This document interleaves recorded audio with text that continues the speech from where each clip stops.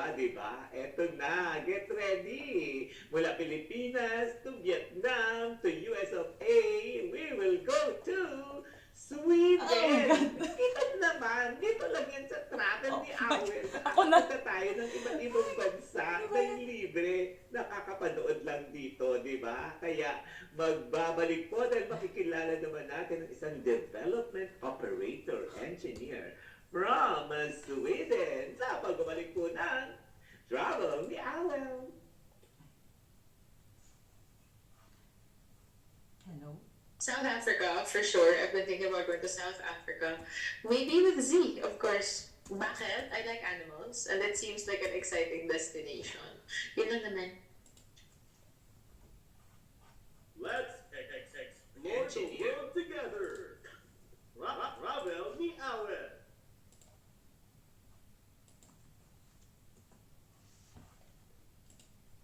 Ang galing-galing mo! Choose my dishwashing face ko! Mami Joy? Hello? Hello? Galing everyday! Dishwashing paste may total tanggalan stable, tanggalan bakterya. Okay ba yung audio ko? Ayan, okay po. Okay. Thank you po. Malinaw naman po. Okay. Ang galing-galing mo! Smart dishwashing paste is... Okay na ba ito ganito kalayo? Investing. Mami, pwede po naman po ng coffee po yung camera. Paano mo? Pag ganito? Super effective ang Or pag Shield ganito? sa pagpipili bacteria at virus. Shield antibacterial soap. Pilit ang mga eksperto sa Philippine Nurses Association. Ay, hindi po nakikitiwala ako si Shield. Ano kasi nga sa laptop po? Antibacterial Opo. soap. Ano po kayo tatandal po sa Nurse, tipong lang. background po natin? Ay, paano? Hindi ko marinig. Wag na lang po kayo tatandal po sa background po natin. Wag sa sandal. Okay, ganyan lang. Thank you po. Okay, thank you.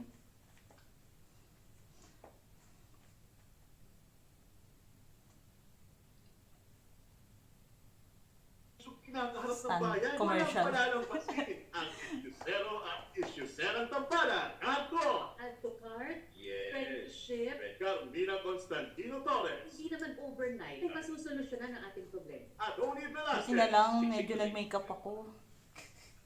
Dito tututukan ang lahat na Issue Spotted. Lunes hanggang Biyernes, alas 4 ng hapon sa Teleradyo Servisyo at Radyo sa East 30.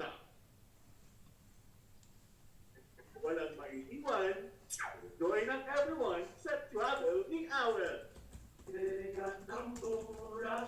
Yes, join na everyone! Malayo pa ang mararating natin dito sa Travel ni Awel. Actually, papunta tayo ng Sweden ngayon at live na live via Zoom natin makakausap ang isang Development Operations Engineer dyan mismo sa Sweden. At para sa kaalaman ng lahat, bago natin tawagan ang ating Miss Sweden, tatlo na ang Miss Sweden.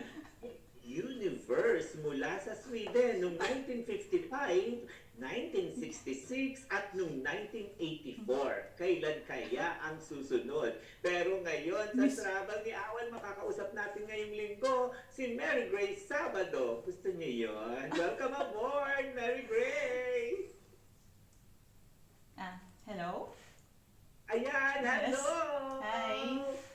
Hi, Mary Grace. Ang ganda ng ngiti. Nakakatuwa naman. Thank Live you. na tayo Bayan 2 sa Sweden. Yeah. So, Mary Grace, umaju?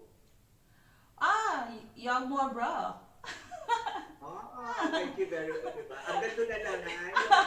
Yung hindi papaaman. Hanggang umadulang tayo. Tsaka, welcome then till Travel ni Awel. Ayan. Tack så mycket. Yeah, thank you also. Yeah, anak ko, maraming salamat. At ikaw, ang makakachika namin dyan. Babae, operations engineer, yun agad ang tanong. Yeah. Dapat yung mga ganyang ganda, hindi yata akma sa pagiging operations engineer. Ayun, Miss Universe. Ay, ganon? Ang beauty queen naman, syempre. Paano ka naging operations engineer dyan sa Sweden? Sa Pilipinas actually, ito na yung trabaho ko. Tapos, yung company na pinagtatrabahuan ko, meron silang, global company siya. And isa sa mga main headquarters nila ay sa Sweden. So, nag-apply ako, nung nagkaroon ng opening sa Sweden, nag-apply ako. So, kasi pangarap ko makatravel sa Europe. So feeling ko, ito na yung magiging gateway ko para makatravel sa Europe. Ayun, natanggap Wow. naman. Oo, at nagkatotoo nga na yun nga ang naging gateway mo sa travel mo sa Europe. Eh, ang dami mo ng listahan. Maki-share naman dyan. Saan-saan ka na nakapunta sa Europe bukod sa Sweden? So, una sa Estonia. So, nag-cruise kami sa Estonia. Then, sa Finland. Then, Austria. Italy. Then, Mhm. Germany. And yung latest is sa Switzerland. Ayun. Oo, ang dami mo nang napuntahan. At pag nandyan sa Sweden, dati nung nasa Denmark ako, 15 minutes ng ferry, nakakapunta na ako ng Sweden. So, syempre nakapunta ka na rin ng Denmark, Ah, yes, di ba? yes. Oh, nakalimutan ko. Yes. Nakapunta na rin ako ng Denmark. Oo, kasi yung Scandinavian area na yan, mapupunta-puntahan mo na. Di sa'yo, napupunta ka na rin nga, nakapunta ka na sa Finland, pumunta ka na rin ng Norway, Yes! Iceland. Diba? Yun yung ang next ko. Next year, target ko yan. Norway and Wow. Iceland. Yes. Totoo naman, ang ganda ng mga pictures na pinadala mo dito. Oh, may pa-fur coat pa talaga. Ayun yung mga Vikings, dyan kasi kilala ang Scandinavia sa mga Vikings, tsaka yung mga background mo sa Europe, di ba? Bilang operations engineer dyan sa Sweden, ano yung challenge na kinaharap mo bilang Pilipina? At ibang kultura, ibang bansa, iba ang salita dyan. Yes. Paano ka sumabak ng unang linggo, unang buwan mo dyan? Anong mga challenges mo? Actually, yung unang challenge, kasi dumating ako dito, winter. So, sa umpisa, na-enjoy ko yung snow, malamig. Pero sa totoo lang, sobrang lamig talaga. Yun yung nauna eh. Tapos, extended yung darkness. So, Yun na nga, yan. syempre nasanay tayo na 6 p.m., 5 p.m. lulubog yung araw. Tapos, parang constant. Pero dito, extended yung darkness. Lumulubog na yung araw, 3:30 p.m. pa lang. Tapos, lilitaw lang siya, saglit lang. Yun, sobrang challenging. Sa totoo lang yun yung nakaka-depress na part. Pero nasanay na rin ako. And as of doon naman sa mga ka-work ko, iba yung language pero magaling sila mag-English. As in, Yeah. magaling sila mag-English. Walang problema pagdating sa language barrier. Correct. Oh. Weather, language barrier, lafang, fudang, pagkain. Yeah. Paano yan? Lagi ka bang nasa Asian store dyan para maluto mo ang sarili mong pagkain Pinoy? Yes, lagi ako nasa Asian store, doon ko nakukuha yung pancit canton, yung mga soy sauce natin. Pero dito ang mamahal ng mga produkto from Asia. So, ang ginagawa ko, humahanap na lang ako ng alternative na galing Yes. dun sa grocery nila. For example, yung mga green leafy vegetable, yung spenat na lang yung ginagamit ko imbis na bibili pa ako ng kangkong kasi sobrang mahal ng kangkong dito. So yun, nahanap na lang ng alternative. Oo. Spinach, yung salita doon sa Sweden, spinach. Spenat siya. Spenat yung tawag sa kanya, pero spinach, yes. Oo. Yun. Kaya huwag kayo dyan. Huwag kayo dyan. Yun talaga yun. Diba? Iba pa rin salita sa Denmark no. Nakalimutan ko lang. May iba pa rin doon. Diba? Ganon. So anyway, eto na. Spinach butter din daw. Meron dyan. Spinach butter. Iba yun. Hindi ko nakita. Kaloka itong ipin namin, si Jefferson Cruz. Turuan mo nga yan. Pero eto na. Bukod siyaan, syempre sa pagbiyahe-biyahe mo, nadala mo na ba daw yung pamilya mo dyan? Siyempre, di ba pag ikaw nandyan, ilang years ka na dyan, may chance na ba na makuha mo rin ang pamilya mo, maipasyal din sila dyan? Andyan pa ba ang parents mo? Siyempre, pangarap mo rin yun. Yes. So far hindi pa since magto 2 years pa lang ako dito. Pero yes, possibly ko sila madala dito. Merong tinatawag na parang invitational visa. So pwedeng ako yung mag-sponsor, ako yung pupunta sa embassy na inform ko sila na ako yung mag-sponsor sa family ko. And then yun, magiging smooth na yun sa part nila sa Pinas. Oh, correct. Tsaka ewan ko kung pareho din ang salita, parang meron din kayo tinatawag na RISA. Diyan, yung parang vacation. Ganon, di ba meron kayong isang buwan na ibibigay Yes. sa inyo, bahala kayo, tapos may pondo, may pera na ibibigay sa inyo. Yes. O bahala ka sa, di ba? Ganyan sa Sweden eh. Ah, Tsaka sa Denmark, sa Scandinavia. August ba niya natatanggap yan? Tuwing kailan niyo tatanggap? Di ba sa isang taon, meron kang tatanggapin. Ikwento mo ngayon, ikaw magkwento. Kasi nakakatuwa yan na yung bansa ninyo ay nagbibigay ng pambakasyon. Yes.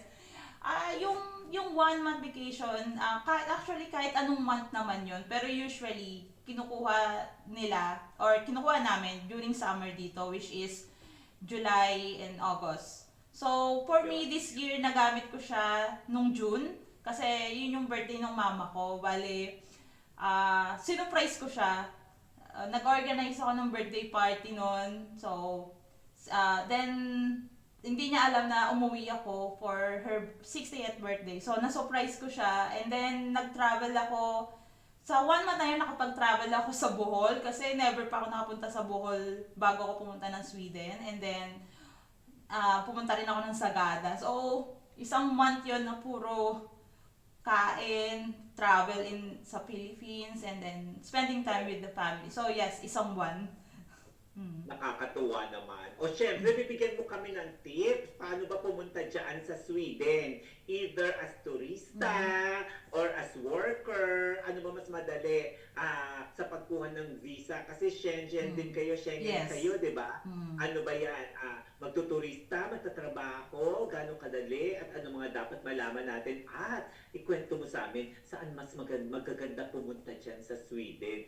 Bukod sa mga baybaying dagat, tsaka yung mga Vikings. Actually, ito, tip ko, marami kasing IT sa Pilipinas. And sa totoo lang, in demand ang IT, hindi lang sa Sweden, kundi sa Europe. Yung mga kaibigan ko after pandemic, nandito na rin sa Europe. So, yon, unang-una sa LinkedIn. Yes, maghanap lang kayo ng mga company sa Europe. Try lang nang mag-send ng resume. And yeah, makikita nyo na may kukontak sa inyo. Sobrang in demand ng IT dito sa Europe. Yun yung masasabi ko. And pag working visa kasi, yung company sila na magpo-provide sa inyo nung visa processing, ng first month of accommodation. So yun yung na-experience ko and ng mga friends ko dito sa application, sa LinkedIn. Yun. So, sa tingin ko yun yung pinakamadali. Maybe not only as IT, yun, mag-apply sa LinkedIn. So, Galing! Now IT, di ba? O IT. Yes. Gano'n, nakakatuwa. O syempre, ano yung mga paboritong places mo na bisitahin dyan bukod sa Stockholm? Saan ba pwedeng pumunta dyan sa Sweden? Ano yung mga papasyalan? Tsaka tanong dito, yung mga Vikings, yun po yung mga parang mga barko, yung mga gano'n, yun yung mga Vikings doon. Tinatanong nila kung yung Vikings ba daw dyan, may bike lane din. Vikings, di ba may bike lane? Oo. So pasyalan, okay. Talagang nandun sa Stockholm yung karamihan. And kung sa history ng Vikings and makalumang panahon, nandun sa Skansen, meron silang tinatawag na Skansen, which is an open-air museum. Pero dito, nakatira ako sa Linköping. Ang pinaka-favorite place ko dito sa hometown ko sa Sweden is yung Swedish Air Force Museum. Kasi kung mahilig ka sa eroplano, nandun yung iba't ibang klase ng mga military planes nandun. Sobrang cool niya. And then, another one is Malmo. Kasi yung Malmo, nakakabit siya sa Denmark. So, maganda rin mamasyal doon kasi maganda yung architecture. And then, isang train lang, nasa Denmark ka na. So parang best of both worlds. Yeah. Yung tren, sumasakay dun sa sa ferry, magugulat ka. Yung tren, gaganyan, tapos nakasakay siya sa ferry, tapos ikakabit doon sa Sweden, lalabas na yung tren ulit, nandun na sa Sweden. Yes. Nakakatuwa. Meron niya yata din bridge dyan eh. Oo, meron. favorite ko din yung Malmo dyan sa Denmark. Tsaka, mas maganda kung kasama mo yung mahal mo pagpunta sa Malmo. Di ba? Malmo, mahal mo. Di ba? Ganda naman yun. O ayan, Nice. ako maraming salamat sa iyo. Mary Grace Sabado. Linggong-linggo, nag-guest ka namin. Di ba? Pero tsaka, Yes. late kayo, di ba? Parang Sabado pa lang ba ng gabi dyan? Ay, hindi.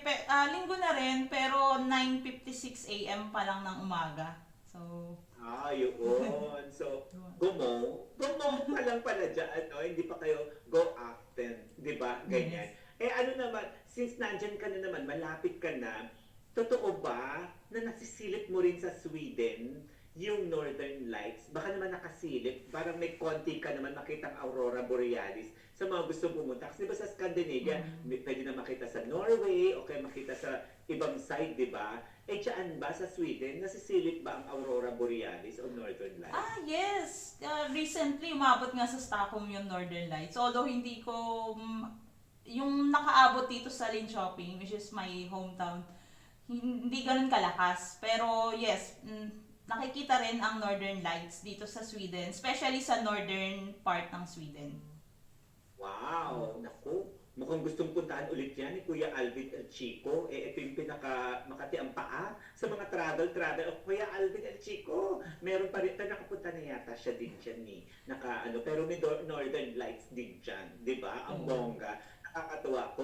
Tsaka maganda kasi dyan, dikit-dikit na nga kayo. Siyempre, kung nagka-Schengen ka o Shenzhen, ilang bansa na mapupuntahan mo. Kaya pwede ka na mag-ferry from Sweden, tawid ka ng Denmark, at may daan pa papuntang Germany. Yes. Di ba malapit na rin kayo sa Germany, di ba? Yes.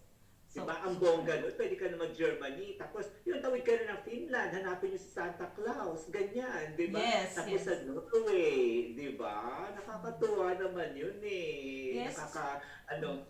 Siguro, gusto ko lang i-add yung bucket list ko dito, yung magstay sa Ice Hotel sa Sweden.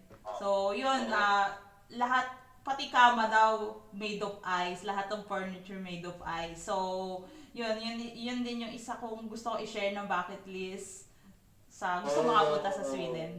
Yung Ice Hotel. Naku, nasabi mo na rin naman yung kama made of ice. Totoo ba yung galing sa Sweden, yung Swedish massage? Swedish massage? Yes! Meron ba dyan nun? Paano ba yun? Paano ba yun? Actually, naka-invento ng Swedish massage is, yun nga, Swedish, hindi ko na matandaan yung name. Pero dito, nagugulat sila. Tinanong ko nga sila sabi ko, alam nyo ba na dito sa Pilipinas, kung saan ako galing, pinaka-sikat na massage is Swedish massage. Sabi, parang nagugulat yung mga Swedish na colleagues ko. Sabi, ha? Talaga ba? Parang, siguro dito, massage lang yung tawag nila. Kasi nandito naman na. So, nagulat sila na sikat yung Swedish massage. Pero, ayun, nakita ko sinearch ko yung history nun. Yes, yung naka-invento nun is Swedish. Oo. Tsaka, eto lang chika lang, hindi ko na-try. Di ba may justification na kagad? Hindi depende sa kagad ako, di ba? Diyan yata sa Sweden, tsaka sa Finland, iba yung nila, jacuzzi, ano ba yun, yung sauna. Kasi yung sauna, syempre, alam mo naman, wale, tapis-tapis, di ba? Kita lahat, pero meron kayong dahon na tinatapik-tapik-tapik sa sa katawan kasi ganun yun sa Finland. Basta may padahon yung yung mga sauna dyan. Pero ang punto ko lang talaga, yung Pinoy din kasi all over the world, syempre may kanya-kanyang mga iba pang pinagkakaabalahan. Ikaw ba, bukod sa pagiging operations engineer dyan, may racket kang iba dyan, ganun, baka may pa-events ka dyan, o kaya di ba, yung mga ibang trabaho, pwede din ba yun sa Sweden? Pwede siya, pero need mo i-report may tinatawag silang Scotty Burkett. So, kung may other job ka na hindi pa acknowledge ng Scotty Burkett, need mo yun i-report or else magiging yun, parang illegal. So, tama naman. Oo, yung tawag ng iba, black work, parang gano'n. Oo, parang gano'n. So, kung magkakaroon ka ng sideline, need mo yun i-report and meron din tax yun. So, Yun. Nire-report din ba yung mga nagtitinda ng halo-halo dyan, nagtitinda ng teflan, nagtitinda ng adobo, biko, lumpia, di ba? May mga ganyan, mga Pilipino. Kung hindi man ikaw, may nabibilihan ka bang mga Pilipino dyan pag nag-crave ka? Nagluluto ng pandesal, ganun, kutsinta, puto, biko, may ganyan, leche Wow. flan. Wala so far. Pero may nakikita nga ako sa Facebook, mga Facebook group. Sa Diba? more on sa Stockholm, marami sila. Correct. Oo, kasi syempre andun yung sentro, ganyan, di ba? Parang pa-capital na tayo dyan. Naku, maraming salamat, Mary Grace. Sana mas yumabong pa ang yung trabaho dyan. At bilang outlet, mag-travel ka na mag-travel. Kasi di ba priceless, nakakatuwa. Oh, ang dami ng listahan mo. Buhin mo na yung buong Europe, di ba? At Yan. nagda-drive ka ba? Nagda-drive ka? Ay, hindi po. Kasi pag nagda-drive ka, pwede ka naman umarkila or gamit mo yung sasakyan mo. Di ba landlocked naman yan? Pwede mong libutin pa yung ibang lugar sa Europa sa pagda-drive mo. Diba? Yes, target ko nga rin mag-drive dito. Ayun, para magawa ko rin yan. Yung mag-road trip sa Norway.